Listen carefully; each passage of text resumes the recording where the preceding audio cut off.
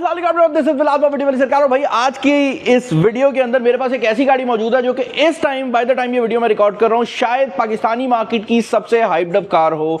मैं बात कर रहा हूं दीपाल की SO5 की। ये एक ऐसी गाड़ी है जिसके बारे में मुझे लोग फोन करके बोल रहे थे यार ये गाड़ी खरीद ले, लगता है इसके ऊपर ऑन आ जाएगा या लगता है ये बाद में महंगी हो जाएगी। अब मैं इस चीज के ऊपर तो कमेंट नहीं कर सकता कि भाई गाड़ी की बाद में प्राइसिंग क्या रहने वाली है, लेकिन मैं इस चीज पे जरूर कमेंट कर सकता हूं कि क्या ये गाड़ी अपने प्राइस टैग को जस्टिफाई करती है या नहीं करती, क्योंकि इस गाड़ी के रिलेटेड सबसे इंपॉर्टेंट इसका प्राइस टैग ही है। इनफैक्ट इसका प्राइस टैग जो है वो पूरा करोड़ रुपया रखा गया है। अब जब भी करोड़ रुपए की बात आती है ना, तो लोग इस रेंज में आने वाली दूसरी गाड़ियों के साथ भी इसको कंपेयर करते हैं। एंड आई पर्सनली बिलीव एक गाड़ी जिसके बारे में मुझे इसके अलावा पूछा जा रहा है वो जेको की J7 है। अब रियलिटी ये है कि एक आम बंदे के लिए दोनों गाड़ियां काफी हद तक सिमिलर हो जाती हैं, दोनों में पेट्रोल डलता है, दोनों को आप चार्ज कर सकते हैं, बट दोनों की border line technology entirely different है। वो गाड़ी एक प्लग इन हाइब्रिड है, जबकि ये गाड़ी एक रेंज एक्सटेंडेड EV व्हीकल है, जिसका मतलब ये है कि उस गाड़ी के अंदर आपको वही टेक्नोलॉजी मिलती है जो कि इससे पहले हम दूसरी PHEVs में देख चुके हैं कि उसके अंदर बैटरी भी लगी हुई है, बट उसके अंदर एक इंजन भी लगा हुआ है जो कि टायरों को चलाता है और आपकी नॉर्मल गाड़ी की तरह ही फंक्शन करता है।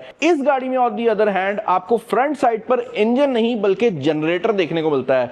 वो एक तस्वीर वायरल हुई थी ना टेस्ला की, जिसके टेस्ला के बैक साइड के ऊपर उन्होंने बाकायदा जनरेटर माउंट किया हुआ था। आप समझे ये वही चीज है, बट कंपनी ने खुद करके दिया और उससे काफी बेहतर तरीके से काम करता है। अब भाई आजकल पाकिस्तानी मार्केट के अंदर जितनी भी इलेक्ट्रिक गाड़ियां आ रही हैं या जितनी भी मैं कहूंगा रेंज एक्सटेंडेड या प्लग इन हाइब्रिड गाड़ियां आ रही हैं, कंपनी हमेशा उनकी जो टोटल रेंज है वो बताती है कि पेट्रोल फुल डलवा लो, बैटरी पूरी चार्ज कर लो तो गाड़ी कितना चलेगी। इसके केस में कंपनी कहती है कि ये 1000 किलोमीटर से ज्यादा चल सकती है, लेकिन मुझे जो फिगर सबसे ज्यादा इंपॉर्टेंट लगता है वो ये नहीं है कि अगर आप टैंकी फुल करवा लें या फिर आप बैटरी फुल कर लें तो कितनी गाड़ी चलेगी। मेरे ख्याल से हमें इस चीज के ऊपर क्वेश्चन करना चाहिए कि अकेली बैटरी के ऊपर गाड़ी कितनी चलेगी, क्योंकि वही असल में आपकी बचत भी है। हम लोग इलेक्ट्रिक गाड़ियां आखिर खरीदते क्यों हैं? हम इसीलिए खरीदते हैं कि वो बैटरी के ऊपर कितना चल सकती हैं। इस गाड़ी के केस के अंदर ये बार बार ओपन अनलॉक हो रही है, मैं इसके अंदर ही चला जाता हूं। इस गाड़ी के केस के अंदर आपकी जो बैटरी है वो 27 किलोवाट आवर की है और इसकी जो रेंज है वो 190 किलोमीटर के करीब है, जो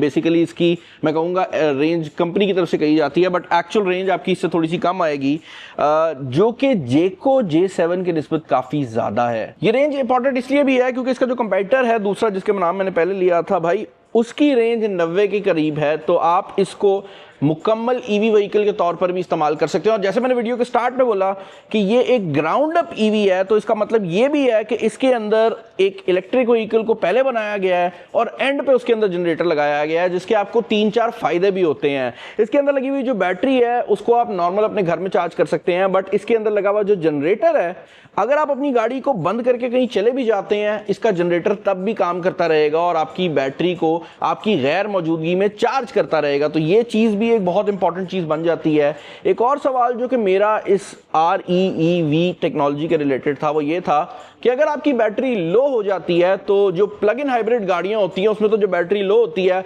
आपका इंजन टेक ऑन कर लेता है और आपको ऐसे ही फील होता है जैसे आप एक आम गाड़ी चला रहे हैं। बट इस केस में क्या होगा? इस केस में यह होगा कि आपका जो जनरेटर है वो ना सिर्फ आपकी बैटरी को चार्ज करेगा बल्कि डायरेक्टली करंट प्रोवाइड करेगा उन मोटर्स को जो कि आपकी गाड़ी को चलाते हैं, और आपको यही फील होगा कि आपकी गाड़ी नॉर्मल स्पीड पे चल रही है। बट ये बात जरूर है कि क्योंकि आपका जो जनरेटर है वो उतना पावरफुल नहीं है जितना एक नॉर्मल इंजन होता है, और ना ही वो उतनी तेजी से करंट आपकी मोटर्स तक पहुंचा सकता है। तो अगर आपकी बैटरी मुकम्मल डिप्लीट हो जाती है, आप किसी भी वजह से बैटरी डिप्लीट कर बैठते हैं, तो उस टाइम पर आपकी गाड़ी उस स्पीड पे नहीं चल सकेगी जैसे एक नॉर्मल गाड़ी चलती है, क्योंकि जनरेटर जो है वो आप समझ लें कि एक इमरजेंसी के लिए दी गई चीज है। वो ऐसे नहीं है कि आप उसको सिर्फ जनरेटर के ऊपर ही चलाते रहें। अब भाई मैंने आप लोगों को टेक्नोलॉजी दिखा के बोर तो कर दिया है, अब थोड़े से डिस्कशन कर लेते हैं उन फीचर्स की जो कि एक आम बंदे को बहुत ज्यादा हेल्पफुल लगने वाले हैं। इस गाड़ी के अंदर जैसे ही आप जाकर बैठते हैं, सबसे पहली चीज तो आप लोग नोटिस करेंगे कि नॉर्मल गाड़ियों की तरह यहाँ पर डिजिटल क्लस्टर की जगह आपको एक मुकम्मल हेड्स अप डिस्प्ले देखने को मिल जाता है।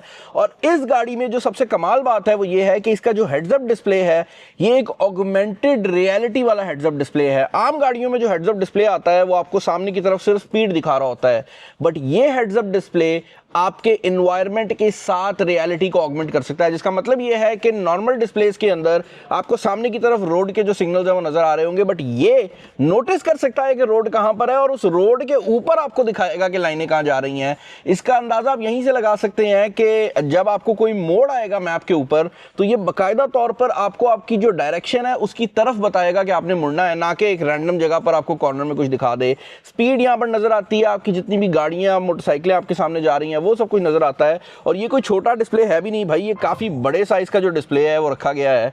लेकिन बड़े साइज की डिस्प्ले की बात हो ही रही है तो यहां पर जो इसका इंफोटेनमेंट सिस्टम है ये भी बहुत बड़े साइज का रखा गया है। और भाई बड़े डिस्प्ले की बात हो ही रही है तो यहां पर 15 इंच की एक स्क्रीन लगाई गई है, जो कि जब मैंने दीपाल SO7 में पहली बार देखी थी जरा मुझे तभी से पसंद आने लग गई है। उसकी रीजन ये है कि जैसे ही आप गाड़ी के अंदर बैठते हैं ये स्क्रीन थोड़ा सा आपकी तरफ टिल्ट हो जाती है और इस स्क्रीन से आप गाड़ी की हर चीज को कंट्रोल कर सकते हैं, क्योंकि ये एक ग्राउंड अप ईवी है। दैट बेसिकली मीन्स कि everything in this car is digital. और हमने इससे पहले भी काफी ईवीज में आपको ये चीज बताई है कि नॉर्मल गाड़ियों के अंदर हर चीज मैकेनिकल होती है, बट यहां पर क्योंकि हर चीज डिजिटल है तो आप हर चीज को ग्रैनुलरली कंट्रोल कर सकते हैं। फॉर एग्जांपल इसकी ये जो ऊपर वाली मून रूफ है, अगर इसके ऊपर मैं चाहता हूं कि थोड़ा सा शेड आ जाए तो मैं हल्का सा स्वाइप कर सकता हूं और जितना मैं स्वाइप करूंगा ये मून रूफ उतना ही क्लोज हो जाएगी। तो अगर मैं चाहता हूं कि ये एक सर्टेन एज तक रुक जाए और थोड़ा सा एरिया मुझे प्रोवाइड कर दे तो आप देखेंगे कि ये पूरी बंद नहीं होगी, बल्कि थोड़ा सा एरिया जो मेरी लाइट के लिए है वो छोड़ देगी। और अगर मैं इसको स्वाइप करता हूं और थोड़ा सा ओपन कर देता हूं तो एग्जैक्टली वही चीज जो है वो यहां पर हो जाएगी। इसके अलावा भी आप गाड़ी की हर चीज को यहां से कंट्रोल कर सकते हैं। तो आपके पास ऑप्शन है कि आप अपनी बूट को भी यहीं से ओपन कर सकते हैं और अपनी विंडोज वगैरह को भी आप यहीं से ओपन या क्लोज कर सकते हैं। बाकी भाई गाड़ी के अंदर 14 स्पीकर लगाए गए हैं जिन पे दीपाल ऑडियो की ब्रांडिंग है और हमने अभी रिसेंटली इन स्पीकर्स को टेस्ट आउट किया है। They actually sound very very decent. दीपाल की जो SO7 आती थी ना उसमें 16 स्पीकर थे, 2 स्पीकर ना यहाँ पर हेडरेस्ट के अंदर दिए गए थे, तो वो स्पीकर यहाँ पर नहीं है, बट 14 स्पीकर सिस्टम का जो सेट है वो इसके अंदर लगाया गया है। स्टीयरिंग व्हील भी इसका काफी खूबसूरत रखा गया है, थोड़ा सा डी शेप्ड है और यहाँ पर आपको बेसिकली बेसिक कंट्रोल्स ही मिलते हैं। इस साइड पे वॉल्यूम कंट्रोल्स हैं और इस साइड पर आपके ADAS के कंट्रोल्स दिए गए हैं जिनके बारे में हम डिस्कशन करते हैं। और ये 2 मैक्रो बटन्स हैं, बेसिकली इन बटन्स को आप अपने हिसाब से कंट्रोल कर सकते हैं। तो आप चाहें कि इस पर कोई एप्लीकेशन ओपन हो जाए वो भी कर सकते हैं, आप चाहें कि इससे कोई खास फंक्शन ओपन हो जाए आपके पास उसकी ऑप्शन भी अवेलेबल है। यहाँ पर आपके पास जो रेंज है उसमें भी एक बड़ी इंटरेस्टिंग चीज़ दी हुई है। आप यहाँ पर रेंज को NEDC और स्पोर्ट्स के दरमियान में कन्वर्ट कर सकते हैं, यानी कि आप अपनी गाड़ी से पूछ सकते हैं कि अगर मैं इसको खींच के चलाऊंगा तो गाड़ी क्या रेंज देगी और अगर मैं इसको ज़रा प्यार से चलाता हूँ जो NEDC की रेंज होती है तो क्या रेंज आएगी। इससे अंदाज़ा हो जाता है कि अगर आप गाड़ी को भगा के लेके जा रहे हैं तो ये ना हो कि जहाँ तक आपने पहुँचना है आप वहाँ तक पहुँच ही ना पाएँ। वैसे तो इसके अंदर पेट्रोल डल जाता है तो ऐसा नहीं होगा कि आप बिल्कुल ही स्टक हो जाएँ कहीं पर, लेकिन ये चीज़ ज़रूर है। अच्छा, अब मैं ज़रा आपको इसके वो फीचर्स दिखा देता हूं जो कि इसको एक स्मार्ट व्हीकल बना देते हैं। फर्स्ट ऑफ ऑल तो इस गाड़ी के अंदर आपको मुकम्मल DVR की फंक्शनैलिटी देखने को मिल जाती है, विच बेसिकली मीन्स कि आपकी गाड़ी हर टाइम हर चीज़ को रिकॉर्ड कर रही है। तो इस गाड़ी के जितने भी 360 कैमराज हैं दे आर ऑलवेज रिकॉर्डिंग। तो आप इसकी 3D और 2D व्यूज़ भी ले सकते हैं और आप इमरजेंसी के अंदर जो रिकॉर्डिंग्स होती हैं आप उनको भी चेकआउट कर सकते हैं। आप देख सकते हैं यहाँ पर इमरजेंसी वीडियो का एक सेपरेट सेक्शन बना हुआ है जो कि ब्रेक लगाने पर या एकदम कोई हरकत होने पर रिकॉर्डिंग करता है। फोटोज का एक अलग सेक्शन है जहां पर आप तस्वीरें खींच सकते हैं और इंटेलिजेंट ड्राइव वीडियोस अलग हैं जो कि इंटेलिजेंटली खुद ही ड्राइविंग की वीडियोस को रिकॉर्ड करता रहता है। बाकी भाई क्योंकि ये एक स्मार्ट गाड़ी है तो इसके अंदर कुछ ऐसे फीचर्स भी दिए गए हैं जो कि मुझे काफी ज्यादा पसंद आए हैं। फॉर एग्जाम्पल इस गाड़ी के अंदर मैंने पहली बार नोटिस किया है कि जो आपकी प्रोफाइल है वो हर चीज की मेमोरी रख सकती है। तो नॉर्मली जो ड्राइवर सीट होती है वही मेमोरी सीट हो रही होती है, बट इस गाड़ी के अंदर आपके पैसेंजर की भी मेमोरी उसके अंदर स्टोर हो सकती है। तो जब आप इस गाड़ी के अंदर बैठेंगे सीटें मुकम्मल तौर पर पीछे होंगी और उसके बाद जब गाड़ी के दरवाजे बंद होंगे तो सीट उस पोजीशन पे आ जाएगी जिस पोजीशन पे आपने उसको लास्ट टाइम छोड़ा था। नॉर्मली ड्राइवर्स के लिए होता है, बट यहाँ पर जो पैसेंजर सीट है उसके अंदर भी ये शशका दिया गया है। इनफैक्ट पैसेंजर सीट के अंदर एक और शशका दिया गया है जिसको ये जीरो ग्रेविटी कहते हैं। एसेंशियली आपके पास जो काफ सपोर्ट है वो भी आ जाती है। तो जो पैसेंजर सीट है that is actually the most important seat in this car, वरना यूजुअली या तो बैक सीट होती है या ड्राइवर सीट होती है, बट इसमें पैसेंजर सीट है। दोनों फ्रंट सीट्स जो हैं वो हीटेड और वेंटिलेटेड हैं। इसके अलावा यहाँ पर जो ड्राइवर सीट है इसमें लंबार की सपोर्ट भी दी हुई है जो कि पैसेंजर वाली साइड पर अवेलेबल नहीं है। वायरलेस चार्जिंग की सपोर्ट यहाँ पर अवेलेबल है।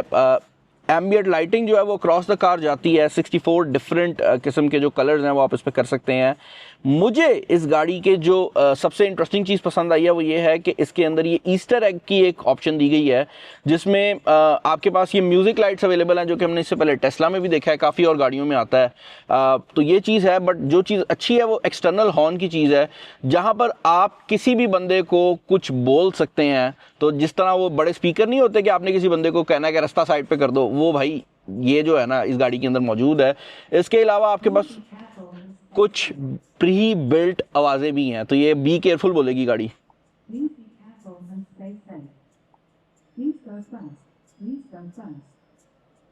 ये पेड यील्ड के नाम की एक ऑप्शन यहाँ पर दी गई है, जो कि बेसिकली तब बनी हुई है कि कोई बंदा अगर आगे से क्रॉस कर रहा है तो उसको बोलती है गाड़ी कि भाई गुजर जा, जल्दी गुजर जा। और एक ये आई एम हेयर की जो फंक्शनैलिटी है ये पाकिस्तान में तो यूज़ नहीं होगी, क्योंकि पाकिस्तान में this is considered premium car, but अगर कोई राइड हेलिंग सर्विस हो तो उसके लिए बड़ी हेल्पफुल हो सकती है कि आप किसी जगह पर पहुंचे हैं जहां पर आपको नहीं पता कि कौन बंदा आपका पैसेंजर है, तो आप ये आई एम हेयर का दबा देंगे तो उस बंदे को समझ आ जाएगी कि हाँ ये वो राइड हेलिंग वाली गाड़ी है। बाय द टाइम ये वीडियो मैं रिकॉर्ड कर रहा हूँ, इस गाड़ी के अंदर कुछ चीज़ें टेस्ट भी की जा रही हैं जिनको बिल्कुल भी मार्केट नहीं किया जा रहा, क्योंकि उनके बारे में अभी कंफर्मेशन नहीं आ सकी कि वो ऑफिशियली पाकिस्तान में कब होंगी। बट इस पर्टिकुलर गाड़ी के अंदर आप देख सकते हैं कि 4G सिग्नल भी आ रहा है, जिसका मतलब ये है कि हो सकता है कि आने वाली गाड़ियों के अंदर जो लोकल सिम कार्ड की सपोर्ट है वो भी आ जाए। और इन गाड़ियों की इंटरनेशनली जो ऐप आती है उस ऐप के अंदर आप गाड़ी की हर चीज़ कंट्रोल कर सकते हैं। आप ये तक देख सकते हैं कि भाई कौन सी सीट में कौन सा बंदा बैठा हुआ है। तो अभी के लिए जो एप्लीकेशन की सपोर्ट है उसके बारे में कोई ऑफिशियल वर्ड नहीं है, बट इवेंचुअली वो चीज़ भी जो है वो आ सकती है। यहाँ पर गेम सेंटर भी दिया गया है जिसके अंदर बिल्ट इन गेम्स आपको मिल जाती हैं, और इन गेम्स को आप इस गाड़ी के ऊपर भी खेल सकते हैं। और सबसे बड़ी बात यह है कि ये गेम्स आप बगैर टच स्क्रीन के भी खेल सकते हैं, यानी कि आप इस गाड़ी के साथ एक कंट्रोलर अटैच करके भी जो गेम्स हैं उनको प्ले कर सकते हैं। बट आई डोंट नो कौन बंदा होगा जो डिसाइड करेगा कि गाड़ी में ही कंट्रोलर लगाना है। नई गेम्स डाउनलोड करने की मुझे कोई ऑप्शन इस गाड़ी में अभी नज़र नहीं आई। बाकी भाई इस गाड़ी के अंदर ऑटो पायलट की फंक्शनैलिटी भी अवेलेबल है, जो कि बेसिकली ADAS कहलाती है पाकिस्तान के अंदर, जिसके अंदर आपकी इंटेलिजेंस स्पीड लिमिट आ जाती है। अगर आप किसी ऐसी जगह पर जा रहे हैं, मतलब आपकी गाड़ी की स्पीड लिमिट चेंज होती है, फॉर एग्जाम्पल अक्सर मोटरवे पे होता है कि एक पैच पे 60 किलोमीटर से ऊपर नहीं आप जा सके, तो जैसे ही वो रेंज चेंज होगी ये साइड से बोर्ड को रीड करके आपको बता सकती है। स्पीडिंग वार्निंग भी आ जाती है कि अगर आप स्पीड लिमिट से ऊपर जा रहे हैं तो ये वार्निंग दे दे। उसके अलावा यहाँ पर सेफ्टी के भी काफ़ी फीचर्स दिए गए हैं, जिसके अंदर बेसिकली रियल कोलिजन वार्निंग आ जाती है, फ्रंट कोलिजन वार्निंग आ जाती है, और अगर आप गलती से लेन चेंज कर रहे हैं और पीछे से कोई गाड़ी तेज़ आ रही है तो ये तब भी आपको बता देती है। यहाँ पर एक और चीज़ जो कि बड़ी इंटरेस्टिंग है वो ये है कि इसके अंदर फटीग सेंसर भी अवेलेबल है। तो लेट्स से आप ADAS के ऊपर जा रहे हैं और एकदम आप सोने लगते हैं तो आपकी गाड़ी जो है वो आपको जगा देगी और आपको बोलेगी कि भाई खुदा का वास्ता क्या कर रहा है, ज़िंदगी में क्या कर रहा है, तो मत समझ रहे हैं। तो ये फटीग का जो सेंसर है ये हर टाइम आपके चेहरे को ही नोटिस करता रहता है। इसके अलावा पार्किंग असिस्ट नाम का एक फंक्शन दिया गया है, जिसके थ्रू ये गाड़ी अपने आप आगे या पीछे हो सकती है। मतलब आप इसकी रिमोट पे बटन दबाएंगे और ये गाड़ी आगे पीछे होने लग जाएगी। ये टेस्टिंग यूनिट है, इसमें इसको बंद किया हुआ है तो मैं आपको दिखा नहीं सकता, बट ये जो फंक्शनैलिटी है ये भी इस गाड़ी के अंदर अवेलेबल है। बाकी भाई अगर आप बैक सीट्स की बात करते हैं तो इस चीज़ को दीपाल वाले बहुत बोल बोल के बता रहे हैं कि this is the longest car in it segment, जिसका मतलब ये है कि पाकिस्तानी मार्केट में जितनी भी गाड़ियाँ लॉन्च हुई हैं इस गाड़ी की व्हील बेस उनमें सबसे ज़्यादा है। और उसका मतलब ये है कि इस गाड़ी के अंदर अगर आपकी हाइट बहुत ज़्यादा हो, जैसे मेरी नहीं है, मतलब अगर आपकी हाइट हो तब भी आपको मसला नहीं आएगा। मुझे तो किसी गाड़ी में भी मसला नहीं आता। बैक पर स्पीकर सिस्टम दिए गए हैं, और यहाँ पर अगेन क्योंकि ये एक स्मार्ट कार है तो आप बैक से भी जो इसके असिस्टेंट वाली चीज़ें हैं वो कंट्रोल कर सकते हैं। नीचे आपको 2 चार्जिंग पोर्ट्स देखने को मिल जाती हैं, जो कि एक टाइप A है और एक टाइप C वाली है। और यहाँ पर आपके पास एक ऑप्शन दी गई है कि अगर आप अपना मोबाइल वगैरह रखना चाहें तो आप लोग रख सकते हैं, कोई नेविगेशन के लिए या कोई हल्का फुल्का छोटा टैब भी जो है वो यहाँ पर आ सकता है। और यहाँ पर आपको सेंटर स्प्लिट भी जो है वो देखने को मिल जाता है। भाई इस गाड़ी के अंदर आपको ऑटो ट्रंक की फंक्शनैलिटी भी देखने को मिल जाती है, और जो स्पेस है वो भी आप देख सकते हैं काफ़ी ज़्यादा है। उसकी रीज़न सिंपल सी है कि this is a long wheel base वाली गाड़ी। मैं यहाँ पर ये बात ऐड करना चाहूँगा कि अगर कोई बंदा इस गाड़ी में और जेको की J7 में कंफ्यूज है तो मैं आपके लिए चीज़ें आसान कर देता हूँ। अगर आपको सस्ते में गाड़ी चलानी है, यानी कि आप शहर के अंदर चलाना चाह रहे हैं और आप चाहते हैं कि आप कम पैसों में ज़्यादा डिस्टेंस जाएं, तो ऑब्वियसली ये गाड़ी आपके लिए बेहतर होने वाली है। उसकी रीज़न सिंपल सी है कि this has a much bigger battery than जेको की J7। ऑल्दो दोनों गाड़ियाँ इलेक्ट्रिक भी हैं और दोनों गाड़ियों के अंदर इंजन भी है, लेकिन अगर आप एक ऐसा बंदा है जो कि इंजन की रोर लेना चाहते हैं तो वहाँ पर आपको 1.5 टर्बो मिल जाता है, जबकि यहाँ पर आपको जनरेटर देखने को मिल रहा है। अपार्ट फ्रॉम दैट, अगर आप लुक्स की बात करते हैं तो मुझे ये गाड़ी ज़रा ज़्यादा स्पोर्टी लुक में लगती है। इसकी जो वाइब है वो ज़्यादा फ्यूचरिस्टिक है, वहाँ पर आपको थोड़ी सी बॉक्सी डिज़ाइन मिल जाता है। और एक और चीज़ यहाँ पर मैं ऐड करना चाहूँगा और वो ये है कि देपाल की जो गाड़ियाँ हैं ना, आई पर्सनली बिलीव कि इनके अंदर एक सर्टन क्वालिटी वाली जो फील है ना वो ज़रूर आती है, और वो हर चीज़ में आती है। आप इनका इंटीरियर देख लें, आप इनका एक्सटीरियर देख लें, एक मुकम्मल होने वाली फीलिंग ज़रूर आती है कि लाइक आप कोई पूरी गाड़ी देख रहे हैं। ऐसे नहीं है कि कोई एक आइडिया हो, मतलब कुछ गाड़ियाँ होती हैं ना वो ऐसे लगता है कि कंपनी ने सोचा, बना दिया, अगली जनरेशन में बेहतर कर देंगे, तो इससे वो वाली वाइब नहीं आती। इससे आती है कि ठीक है ये मुकम्मल हो चुकी है, ये अपना प्रोडक्ट जो बनना था वो बन चुका है। पर्सनली आई बिलीव कि अगर मैंने इस रेंज में गाड़ी लेनी होती, मैं इस गाड़ी को खरीदने से पहले बिल्कुल भी ना हिचकिचाता, क्योंकि at this point this is one of the nicest looking vehicles, specially अगर आप इंटीरियर की बात करते हैं। मुझे कमेंट्स में बताएं कि इस गाड़ी के रिलेटेड आपके क्या ओपिनियंस हैं। मेरी आज भी दीपाल की जो फेवरेट गाड़ी है वो SO7 है, क्योंकि वो और ही लेवल पे थी, लेकिन SO5 भी ना मुझे बहुत ज़्यादा पसंद आई है। बाकी चैनल पर नया, चैनल को सब्सक्राइब कर लें। इस वीडियो में इतना ही। This is Bilal signing off. अल्लाह हाफिज़।